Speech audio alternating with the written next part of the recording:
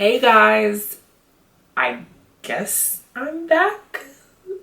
I don't know. Because I feel like every video I start with, I'm like, I'm back. And in reality, I don't be back.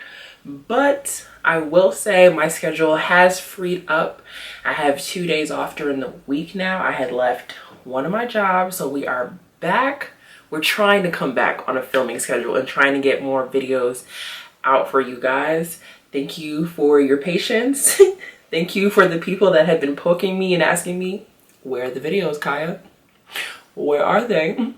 They've been real MIA for a while. Where are these videos? So we're here with an updated, I guess you can say, like, face routine. I've been, like, I guess, using different techniques to put on my everyday face, and I just wanted to get up early before work to show you guys my updated face routine. So I hope you guys like it, and I'll see you in the next one. Bye. I am so ecstatic to be back. Can you tell? Mind you, do not mind the wig cap that is on my head. It's there for a reason. So we're going to start off with the brows. I'm using I think it's Maybelline makes this brow pencil.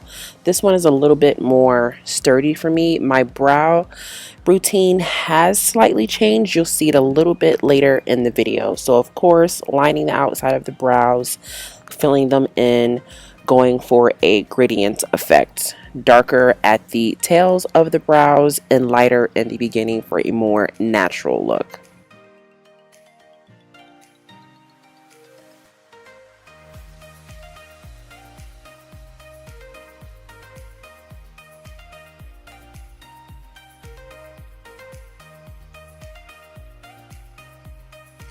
And you know, the usual carving out the brow.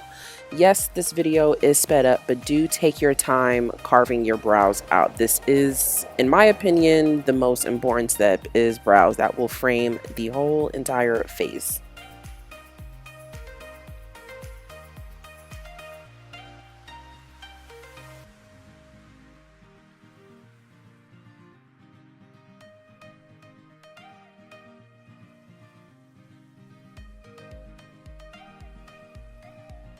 And we're gonna go right in with priming the eyes. You can use any primer that you like. The one that I've been using a lot, actually a whole lot, is Lorac. Now we're going in with the face primer from NYX Angel Veil. This does leave a white cast on your face, but it does keep your face matte throughout the entire day. I have not had any issues with this primer thus far. Then it is time to color correct.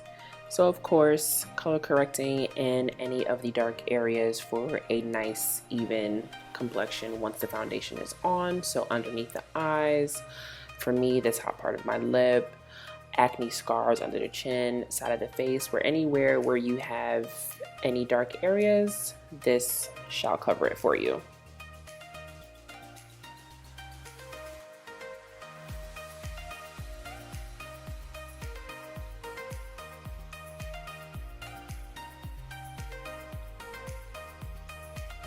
The holy grail of palettes, Morphe 350. I will only be using 3 colors in the exact order that it is listed. And of course, these colors will be all over the lid. This is just my everyday neutral eye. If I need to get out of the house quick, this is what the combo is for eyeshadow. Now going on to the face, we have the Milani 2-in-1 foundation with concealer included. Then you also have the Cover FX drops and Candlelight mixed in for a nice radiant glow to the skin. Now added to my foundation routine is the e.l.f.'s Translucent powder. I only put it in the T-zone area, well, mostly my nose, to really help soak up the oils. This has really changed my, I guess you can say, appearance when it comes to skin. I feel like normally at the end of the day, my nose always ends up looking super shiny. This just helps it prolong it a little bit more. Yes, it might be a little bit extra to put powder underneath your foundation, but it works.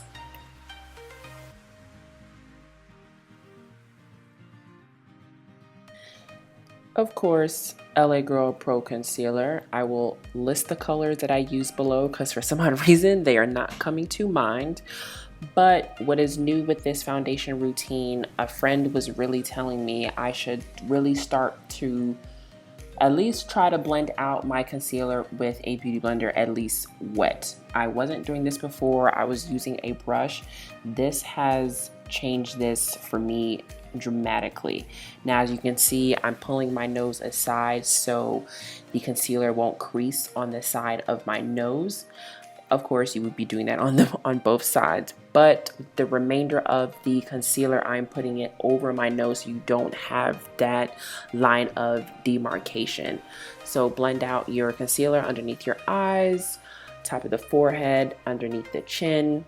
Now taking the same brush that you used to put on your foundation, blend out the edges of your concealer. It has to be blended, ladies. Then for underneath the eyes, of course, the Nye Banana Powder. What I've changed with this is whatever the amount that I put on my sponge is the amount that I'm using. I don't want to overdo it with this powder underneath my eyes or just keep packing on powder and I just look cakey at the end of the day. So I'm putting it mostly really close underneath my eyes. Whatever is left will just be spread on the face so it's not too heavy. And then of course dusting it away right away, not baking. Now with the contouring, I am using the same products. The only difference is when I'm contouring my cheeks, I'm pinching the brush for a sharper defined, I guess you can say, cheekbone. Now using the NYX Contour and Highlight palette, I'm using the darkest color with a flat top pinched Sonia Cash contouring brush. I'm mostly putting this in the higher parts of my cheekbones to really have it defined because I just like being extra, but do as you please, people. Do as you please. And then of course, contouring the nose just a smidge as well. Nothing too crazy, but just make sure it is blended. As you can see right now, it doesn't seem that blended, but take a powder brush, maybe your foundation brush if it's a little bit stronger, to really blend it. Now you know this is my favorite part. I'm showing you the 3 highlighters that I use up close. I feel like I never show them really well up close. So with highlighters, I'm just obsessive. I always use 3. I start off with a nice warm base highlighter. Then I start the second one. That's something that is a smidge lighter to give a nice, I guess you can say, a nice radiant glow, I guess. So before putting on my highlighter, I always spray the Badescu Rose water on my face first. One, this does help with not having your face look so chalky and so powdery. 2, once your face is sprayed with this water, it kind of is like an adhesive for your highlighter. Also, it does brighten it a little bit more as well. So like I said, starting off with a darker base highlighter, which is what I'm doing now. And of course, the nose, oof. Highlight on the nose always. Then going with the Lorac Gilded Honey on top to brighten it up just a smidge more.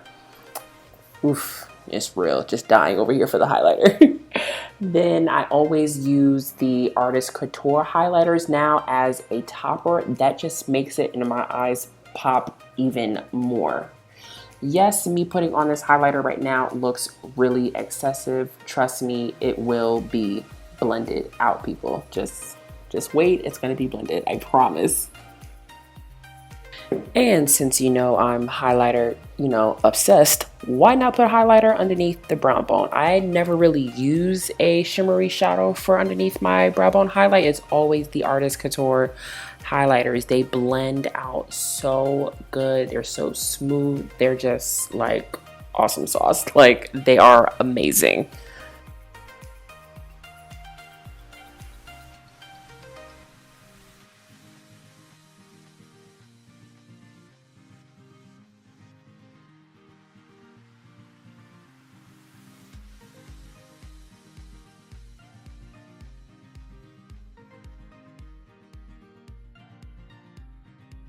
take whatever stippling brush you have, spray the rose water to blend out your highlighter. So this side is blended, other side not blended. Blended. So now you can see the difference. We were not planning on leaving the highlighter that way. It has to be blended out because that would just look way too crazy in pictures. So now we're going back to the brows to finish up the little bit of a change in the routine. Anytime I'm doing my brows, or actually when I finish my makeup, my brows always look powdery once I'm done, so I always have to go back and just define them a little bit more. So with a spoolie, brush out the front of your eyebrow hairs. Now this is new. I'm trying to think what YouTuber put me onto this, but it is the L'Oreal Telescopic Mascara. Tiniest brush ever, but it is awesome to add a little bit tint of color to your eyebrow hairs and also makes it look more realistic, more 3D-esque. And if you think you put too much mascara, take the spoolie again and just brush a little bit of it more out. But there we go. So now on to the lashes. Always place the eyelashes in the middle of the eye first. Then you tack it down on the ends. So one end and then tack it down in the corner on the other side. Yes, I'm making this look easy. It is not this easy. It takes time and practice to get them on as quickly as I just did, because this is definitely not sped up. Then go on and grab your favorite blush. This just happens to be mine. The blush, of course, apples of the cheek, right in between highlighter and contour.